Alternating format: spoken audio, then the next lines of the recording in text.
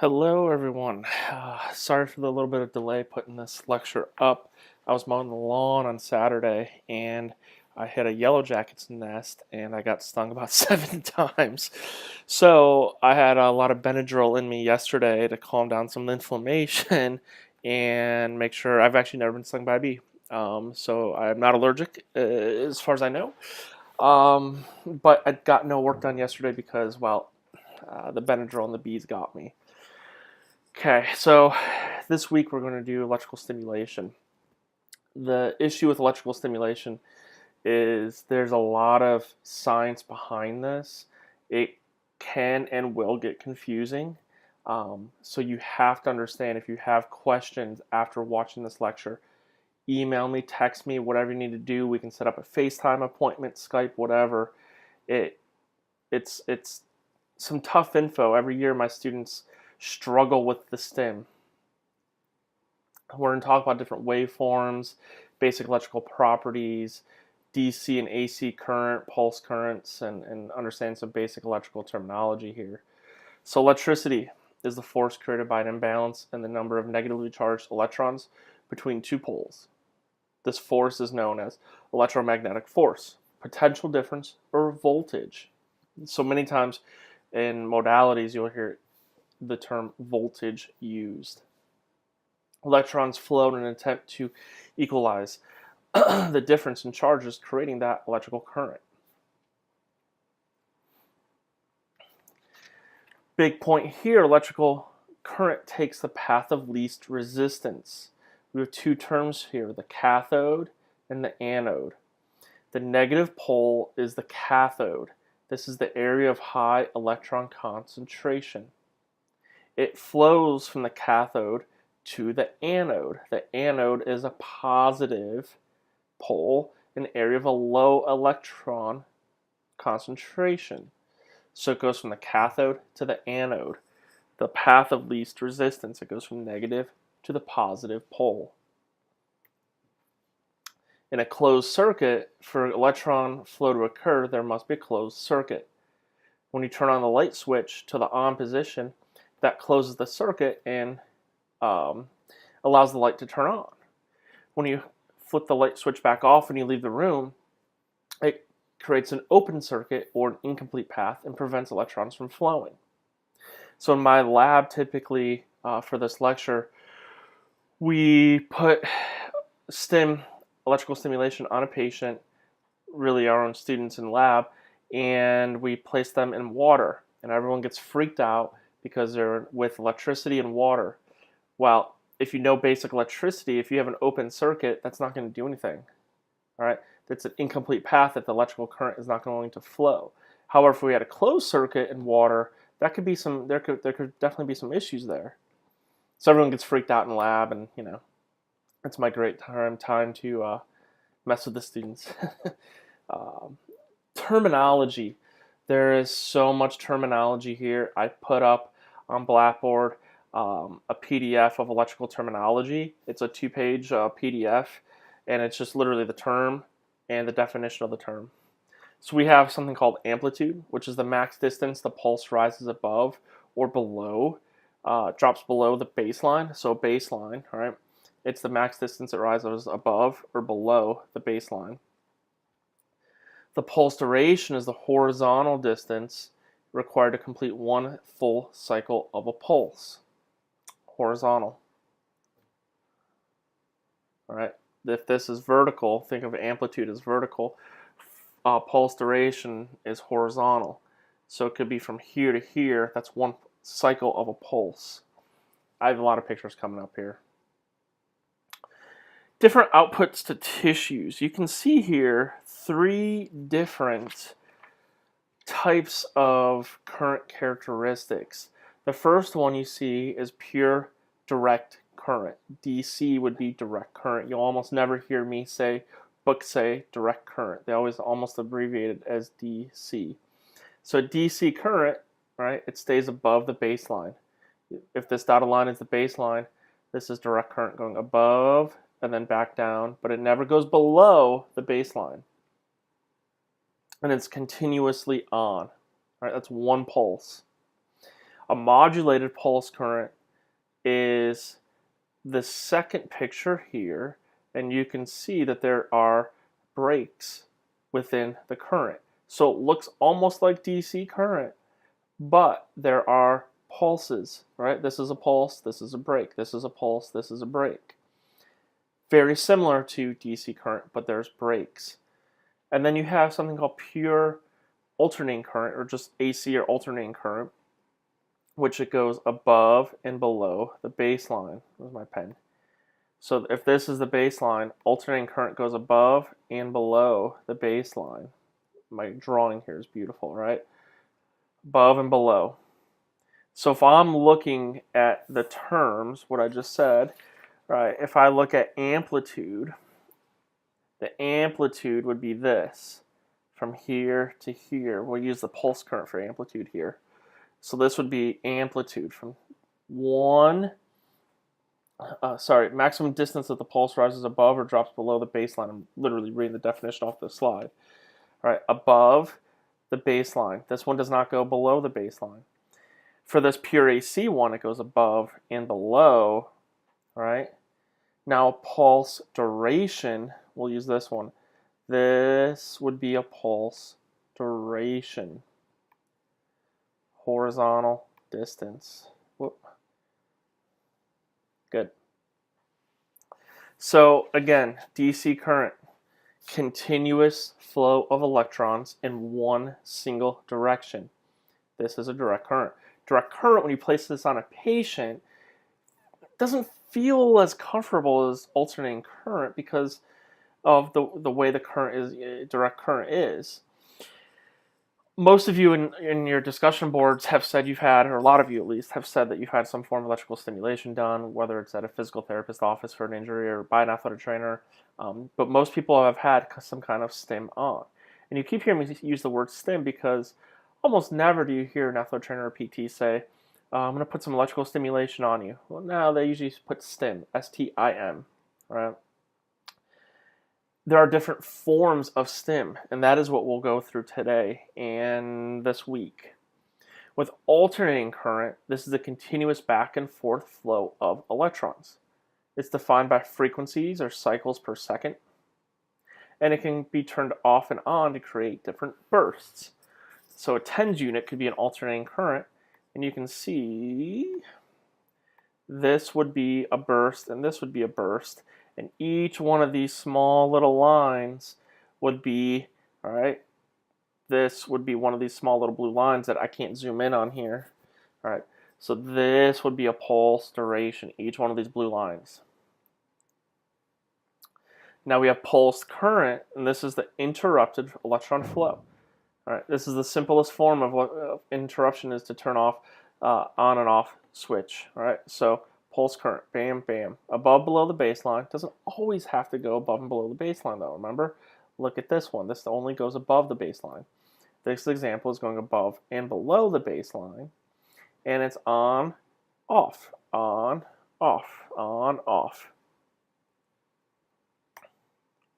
Again, direct current, alternating current, pulse current, just different photos. I'm a visual person, I need to see things and do things with my hands to really learn it. So sometimes an online course like this can be challenging for individuals like me if you have the same learning style as me, because you're not there to physically touch the machines and do it as we're talking about it. It's towards the end of the semester that we'll do it, right? Direct currents. I think we know this by now. Uninterrupted, unidirectional, or one-directional flow of electrons. If you can't remember direct current, remember the band One Direction. Zayn left, I heard. One of my students is a huge One Direction fan. But it sounds dumb, but if you remember One Direction and direct current, you're going to remember that. One directional flow of electrons. It goes from the cathode to the anode. An example of this would be iontophoresis. Iontophoresis, we use electrical current. It almost looks like a car battery jumper, right? You have two different cables. You put some electrodes on the body. You hook up the cable to the electrode, and then you turn electricity on, and that direct current pushes usually some kind of medication, lidocaine or whatever it might be, into the body parts. So iontophoresis is not used as much by athletic trainers because we don't get reimbursed for our services. If you go to a physical therapist, they charge you per visit, right? So athletic trainers, you can come and go as you please, and that's a whole different debate and topic in a class, separate class. But at a PT clinic, you can go in and they can bill you whatever, $90 or whatever it might be for the iontophoresis treatment to pay for the pads and pay for the medication. You have to have a script from a physician to purchase the medication and all that, right? So in AT, I've actually never used one in an athletic training facility. When I worked at a physical therapy clinic, I used one actually quite often for tendinopathy cases. We'll talk more about that in a little bit. So this is a line, right? This is an example of a direct current. Above, so this picture is kind of bad. All these pictures, there's a baseline that's supposed to be right there, right? And I don't know why this book doesn't just do the baseline. Oh, that's actually a straight line. That's the baseline. So direct current above the baseline in a one flow, right? One direction. Okay, now here's where some terms can get confusing.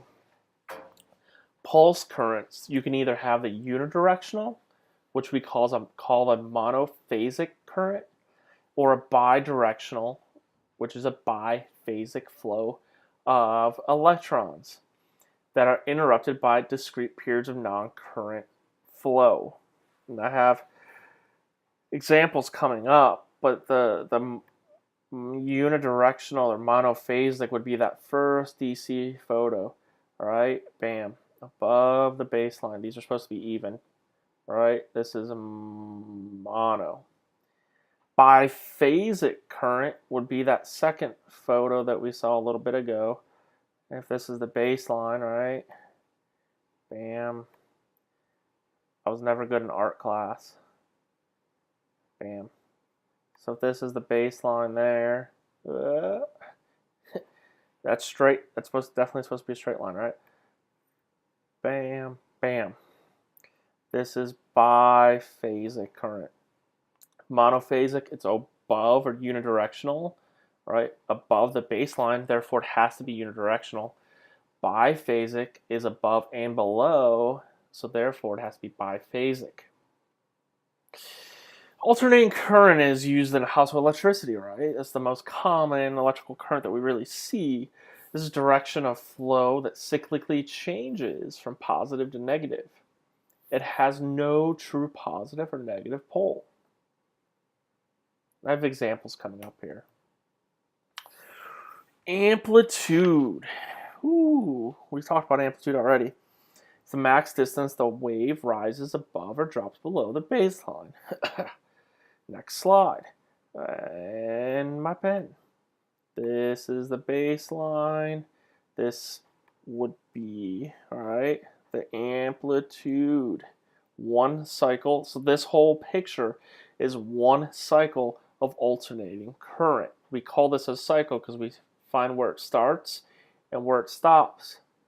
So it starts above the baseline, it stops below the baseline, so that is an alternating current. Sorry,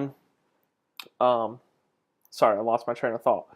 So this would be the amplitude, right? Amplitude. So there's also something coming up here called peak to peak amplitude. So amplitude would be just one of these. So this could be an amplitude, or this could be an amplitude. All right, because this is the baseline. Wow. Okay, my straight lines are getting worse. So this is the amplitude baseline to the top of the crest of the wave, right? Same thing could be said here, but this picture is actually showing a peak to peak amplitude. So it goes from the lowest trough peak to the crest peak to get the peak to peak amplitude. Now this photo looks a little crazy, right? Another example of, a peak to peak amplitude from here to here. And then this itself, this little spike would be an amplitude. So this is actually an alternating current, but it's not really equal, right? If you take this and put it up next to this, it's not equal. And we'll learn about some of these terms here coming up. Here we go. Terms. Impulse. A current flow in a single direction appears as a half circle or an egg. So this would be an impulse. The portion of graph representing current flow from baseline to maximum in one direction and back to baseline. When AC current is being generated, electron flow, this represents electron flow during the time the magnet rotates 180 degrees. So essentially it's saying it rotates, right? The book says it rotates. So this would be before it rotates, and then this would be right after it rotates, right? So an impulse would be this whole thing, all right? This whole thing. A cycle would be 2 impulses. So almost exact same picture as this one, right? This would be an impulse. This alone would be an impulse, but now we add another one below the baseline, and that becomes a cycle. All right, and then we could have the pulse duration, we could have the amplitude, portion of the graph representing current flow from baseline to maximum in one direction, back across the baseline to maximum, in the opposite direction and back to baseline. Well, they're so freaking confusing with these terms, right? So essentially that says it starts here. If you watch my mouse, starts at the baseline, goes up to the peak, back to baseline, back to the peak on the alternating side. So we know that's alternating current because it goes below the baseline, and then back up to the baseline. Confusing, right? I don't understand why some books just, yeah. I'm going to write a modalities textbook one of these days. Dr. Caswell, and her and I were joking about this at the National Convention, that the book you guys are using is an okay book, but we haven't found, I've been teaching this class like, 5, 6, 7 years now, and I haven't found a book I like. I change a book every couple of years, and all the books kind of have really good points, and then all of them have some really chapters in them. So, anywho. Okay, more terms. We measure electrical current in hertz. You want a hertz donut? You ever heard of that term? It's from, Family Guy? You want a hertz donut? You hit them in the arm, and you say, hurt, doesn't it? It hurts, doesn't it? Anywho, hertz donut. Measured in hertz. CPS, cycles per second, the number of cycles completed in each second. And these terms, the low and high frequency currents, we'll get to these eventually. So the low frequency current is less than 1,000 cycles per second, and high frequency current would be above 1,000,000 cycles per second. Not where do you understand that yet. We have different devices that you can measure and regulate electricity. Ampermeter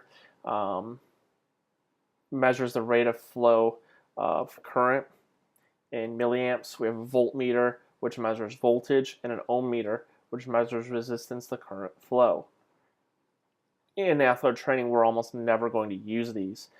However, electrical modalities must be calibrated at least once a year. For our athletic training programs across the country, all clinical sites have to have everything inspected at least according to manufacturer guidelines, which is essentially, almost everyone says, once a year. The person that usually comes out and checks these uses these different tools to make sure that the current flow is what it actually says in the machine and all that stuff. They put a little sticker on the machine saying, yep, it's been calibrated, safe to use on a patient. Okay, output characteristics. We have AC or DC current is manipulated, regulated, and adjusted to create different forms of current, which then we send output to tissues. We can send pure alternating current, direct current, or modulated pulse current. Current modulation includes all manipulating, regulating, and adjusting to create a variety of specific output wave frequencies or forms. Output pulsed or as AC trains. What does that mean? We'll get there. We can manipulate the different factors here, such as shape, charge, timing, amplitude, and stimulation pattern. On this photo here, we have different wave or phase shapes. We can manipulate the machine into doing a sinusoidal wave, such as this. So it's like a, up and down, almost looks like a hill, or a heartbeat would be like an EKG. EKG is a little more, yeah. We can have a rectangular one, or we can have a spiked one. They sometimes call this one, the spiked one, a twin peaks spiked wave. Makes sense if you look at it as a mountain. There's two peaks here, twin peaked spike wave. Different terms associated with this. So we have a pulse, a phase, an interpulse interval. So a pulse is a finite period of charged particle movement separated from other pulses by a finite time during which no current flow at all. All right, no current flows. My pen. So this would be a pulse, and you can see this on the bottom here. Finite period of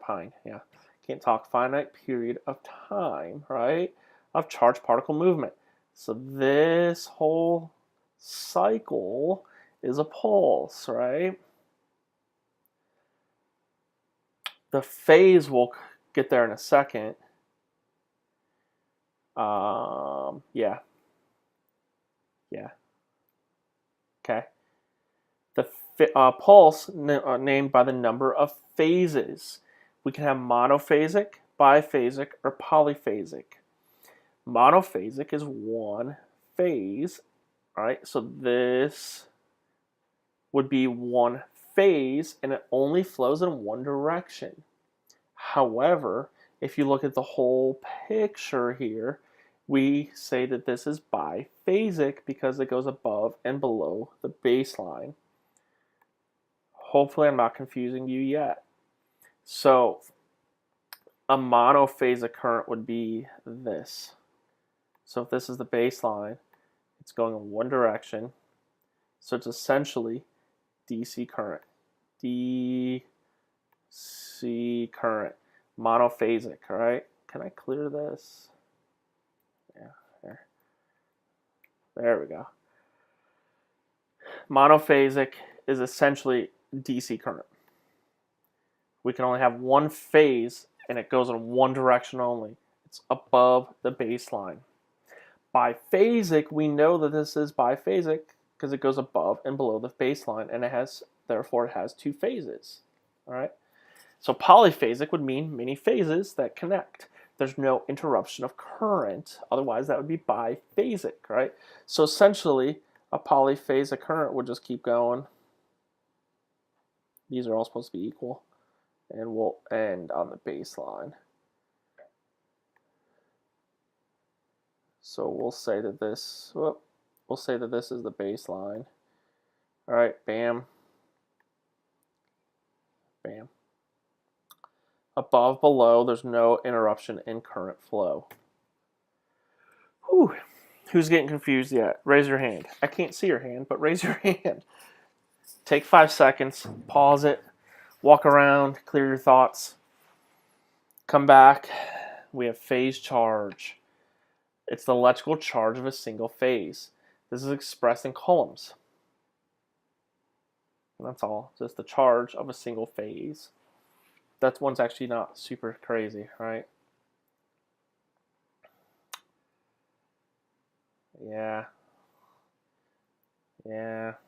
Pulse charge, you're almost never going to hear this term, so we're going to move on here. Pulse symmetry, this applies only to biphasic pulses. We could have symmetrical or asymmetrical. So symmetrical, the phases are identical. Asymmetrical, the phases are different.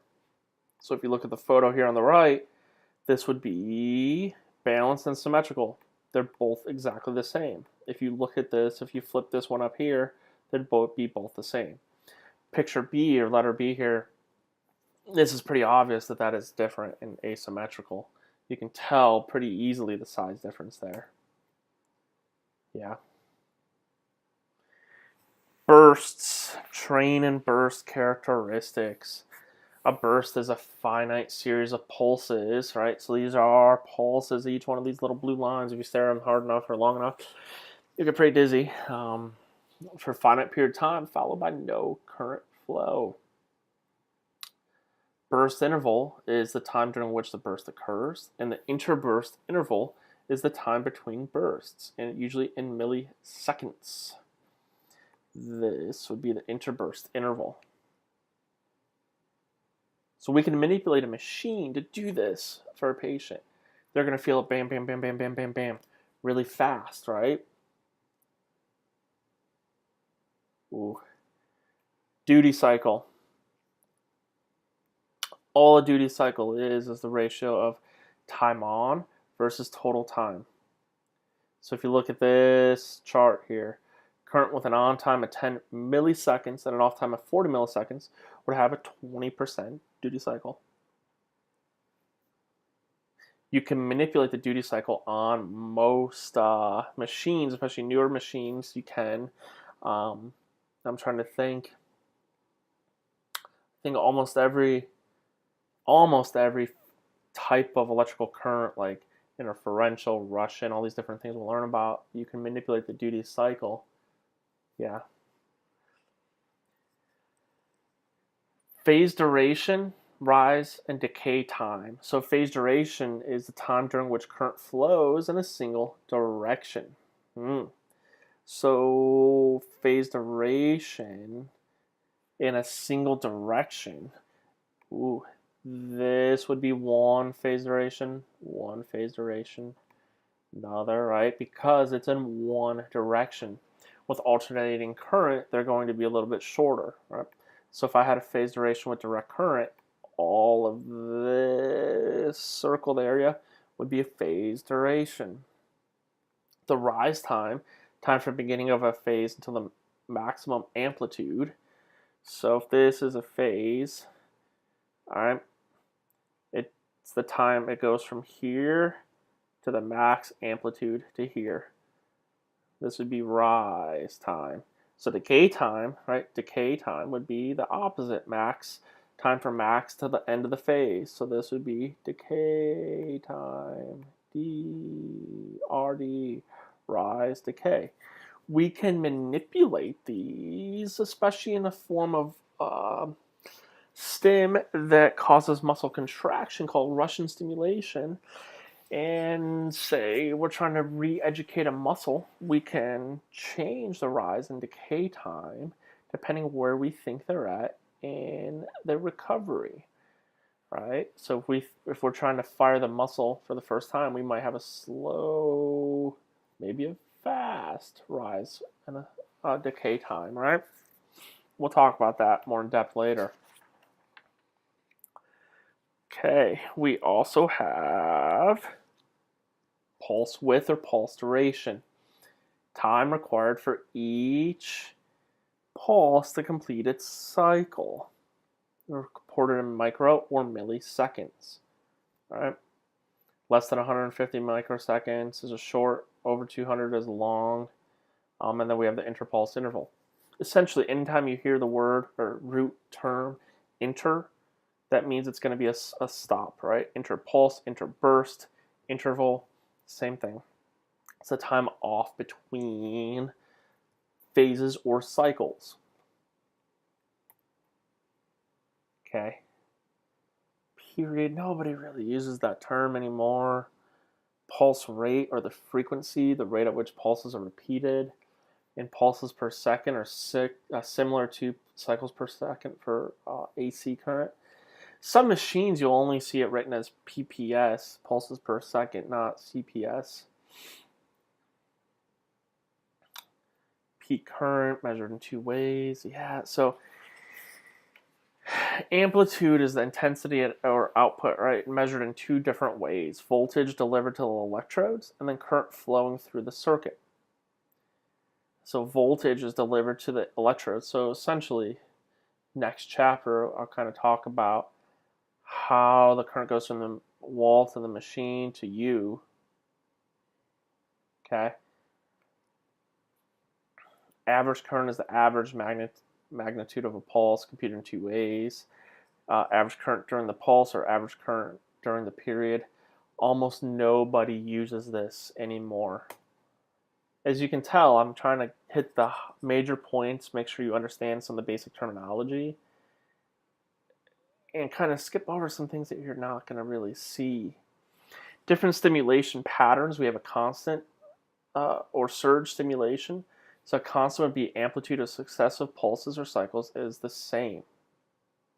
A surge, individual pulses gradually increase from 0 to a maximum preset intensity. I personally don't feel the surge is as comfortable for me when I have stim on.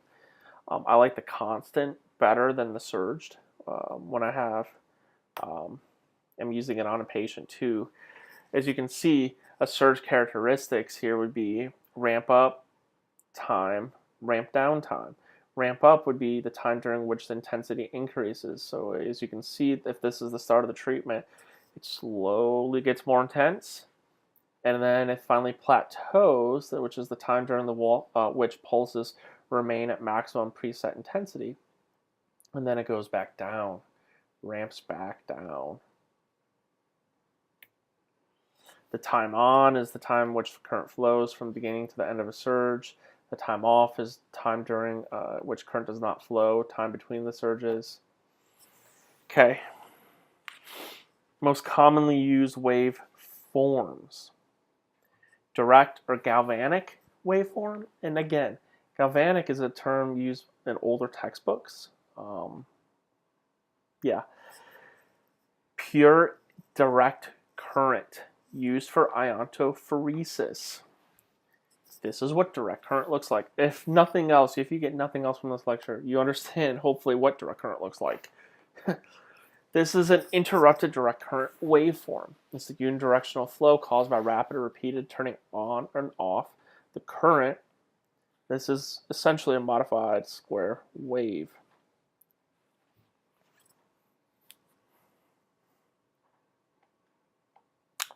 This monophasic rectangular pulsed wave, similar to direct current but modulated from AC current input. Essentially, all that means is the on and off times are not necessarily equal. Not worried that you understand that yet. We know that this is a monophasic current though, right? Because it has unidirectional flow with a break. This is one phase, one phase, one phase, all in one direction. So therefore it has to be a monophasic wave. This is a sinusoidal wave. This is pure alternating current.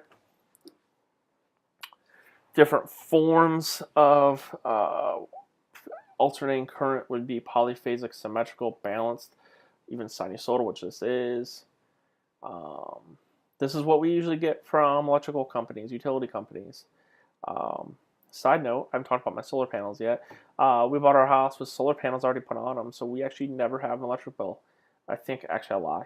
We might have 2 electric bills a whole year, usually in December, January, February. Yeah, we are 100% solar powered. Fardic wave. This is an asymmetrical alternating current. You can see how asymmetrical, that's not a word, asymmetrical this current flow is. The positive portion or above the baseline has a high amplitude, right? A very high amplitude. Short duration, this is a relatively short period of time, and is spiked. Bam, little bit of a spike. I wouldn't necessarily call that spiked, but sure, positive. Negative portion, long duration, you can tell this is a lot longer than this. A low amplitude, yep, definitely from here to the baseline, that's low, and it's a curved wave. It's a more subtle versus the positive portion is more of a spike. I would consider this picture more of a spike, but yeah, Fardic has a double meaning. Delete. Next. Pulse current or unidirectional, monophasic, bidirectional, biphasic. Examples on the next slides. This would be a twin peak wave, pulse wave. It's monophasic, pulse twin spiked. All right, this is a high volt stim. So we can use high volt muscle stimulation to create a muscle contraction and actually change the flow of electrons and ions, all right, to the path of least resistance. So we can actually change the polarity of a cell, which can in turn move swelling out. So if I hook up high volt on a freshly sprained ankle, I just sprained my ankle today, let's say. I almost sprained my ankle yesterday running away from the freaking beehive. Anywho, if I hook up the high volt stim to my ankle and I go in a flow of least resistance, right, I could actually create a little muscle pump that will cause ions to flow in the path of least resistance, changes in cell polarity, which then will in turn create the optimal environment for tissue healing to occur. So maybe I do that, form a stim, and then maybe I can do some exercises after that or while it's on, ankle pumps, running my ABCs, and then ACE wrap, and that might actually help move some of the swelling, all that exudate crap away from the area. Especially if we put the pads, right, pad placement, in areas that are near lymphatic drainage. Okay. This is a biphasic wave. This is symmetrical, balanced, and pulsed. We can see this is a pulse wave. It's equal and it's rectangular. This is a Russian waveform, not, yeah, like the Russian guy. This Russian stem was created due to, we'll get to more in depth, but this is a Russian waveform that we would use for muscle contraction. Yeah, COTS, that's the name. Yeah, we'll get more in depth into this. This is an example of an interferential wave. IFC, most patients, most of you guys have probably had interferential current. It's a 4-pad placement on 2 channels. Right, we have 1 channel and the second channel, and we set them up opposite, and this, you center the area of pain or whatever it might be. And you can tell it's 2 channels, different frequencies. Yeah, it looks kind of crazy. Interferential currents. We'll get more in depth into this. Okay. Essentially, this is your basic intro to a lot of these terms. Please download the PDF I have. I'll actually open it up right now. And waveform definitions. Yeah, basic electrical terminology here, as you can see. Waveform definitions. We have amperage, columns, laws, anodes, accommodations. This is a great thing to print off, put next to you while you're listening to this lecture. So next chapter, well, we are going to do something. Actually, hold on. Before we get to the next chapter, this supplement, I'll pull this up here. This supplement to Principles of Electric Stimulation is actually used out of a different book. And I think it actually makes a little bit more sense. And you can see here, there's more phaserations and, yeah, monophasics, the intervals. So essentially, I used a different book when I created this one, and it's kind of more in depth, I think, but it ends right there, right? I didn't go as much, not detail, but as much information, if you will say. 2 things I didn't discuss yet: Ohm's law. Current is directly proportional to voltage, all right, and inversely proportional to resistance, which I'll talk about resistance in a little bit. And then Coulomb's law describes relationships between like and unlike charges. Essentially, opposite charges attract and like charges repel. So if you would like to download this, save it. I'll put it up there on Blackboard, and you guys can read through it. I'm not going to lecture on it because it's essentially a lot of the same info I had up on this lecture, but it might be easier to understand some of the different ways that book describes everything. All right, Next lecture coming up here in a little bit.